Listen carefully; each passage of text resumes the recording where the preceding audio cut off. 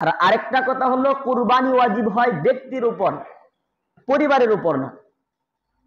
এরকম না যে কুরবানি ওয়াজিব হয়েছে যে পরিবারের সবার পক্ষ থেকে একটা কুরবানি দিয়ে দিলাম হয়ে যাবে, না, এরকম না। যার উপর কুরবানি হয়েছে ওই ব্যক্তি কুরবানি হবে, কুরবানি দিতে হবে। এখন যদি এরকম হয় যে 5 জন সদস্যের একটা পরিবার, 5 জনের এই পরিমাণে সম্পদ আছে যে 90,000 টাকা প্লাস, তখন 5 জনের পক্ষ থেকে কুরবানি দিতে হবে, একজনের পক্ষ থেকে দিলে হবে না। আর আমাদের সমাজে আরেকটা ভুল আছে, অনেক সময় ছেলেরা টাকা পয়সার মালিক থাকে, বাবার তেমন মালিকানা থাকে না। একটা তো হলো ছেলেরা কামাই করতেছে, যা কামাই করতেছে বাবারে মালিক বানাই দিতেছে, এটা ভিন্ন কথা। আরেকটা হলো বাবাকে মালিক বানাইতেছে না, নিজের কাছে রাখে, বাবাকে মাঝে শুধু খরচগুলো দেওয়া যায়, এরকম হয় অনেক সময়। বাবাকে বাবার যে পরিমাণে খরচ লাগে খরচগুলো দেওয়া যাইতেছে, আর যা কাজকর্ম করে ওইগুলো নিজে সংরক্ষণ করে। যদি এরকম হয়, এরকম ফ্যামিলিতে অনেক সময় এরকম হয় যে সন্তানরা কুরবানি তো দেয়, তো বাবার পক্ষ থেকে দেয়। অনেক সময় মনে করে আরে আমার নিজের পক্ষ থেকে কুরবানি দিব, কেমন দেখা যায় বাবার পক্ষ থেকে না দিলে।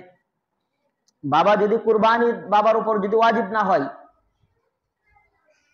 তাহলে আপনি যদি চান বাবার পক্ষ থেকে আপনি কুরবানি দিলে নফল কুরবানি হয়ে যাবে, কিন্তু আপনার পক্ষ থেকে কুরবানি দিতে হবে, কারণ আপনার কুরবানি আপনার উপর ওয়াজিব, বাবার উপর ওয়াজিব না। যদি বাবার উপর ওয়াজিব থাকে তখন বাবাও দিবে। তো এই দিকে আমরা লক্ষ্য রাখবো।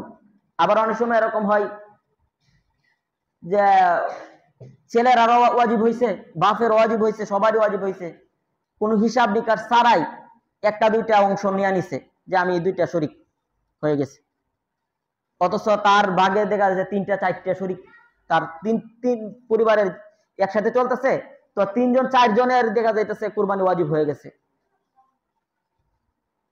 তো কুরবানি আদায় করতে হবে এবং প্রত্যেকের, এবং এটা শুধু পুরুষদের উপর না, মহিলাদের উপর কুরবানি ওয়াজিব। যদি কোনো মহিলা যদি এই পরিমাণে সম্পদ থাকে তাহলে তার কুরবানি দেওয়া ওয়াজিব।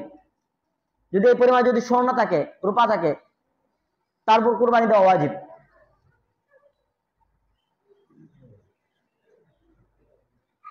তো এটা হলো কুরবানি কেন্দ্রিক, কার উপর কুরবানি ওয়াজিব হয়। আর আরেকটা মাসালা হলো কুরবানি পশু ক্রয়ের ক্ষেত্রে কুরবানির বয়স কি হবে।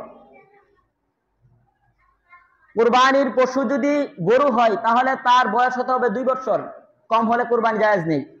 আর যদি ছাগল ভেড়া হয় তাহলে তার বয়স হতে হবে 1 বছর, ছাগল ভেড়া 1 বছর, আর গরু অথবা মহিষ 2 বছর। এটা হলো কুরবানির বয়স।